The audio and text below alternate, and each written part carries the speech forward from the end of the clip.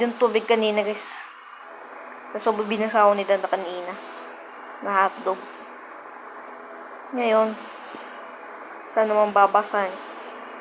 Sa kalintik ka na nagawa niya. Kanina to. Pakita ko sa inyo kanina. Ang lamig!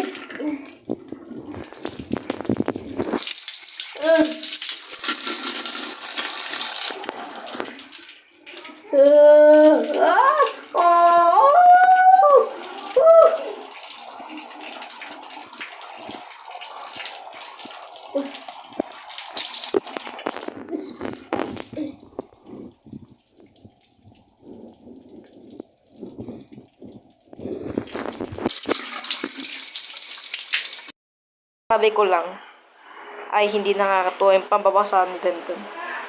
This is not good. At ngayon, pag ako, ngayon, siya na mababasahin ko ngayon. Babasahin mo?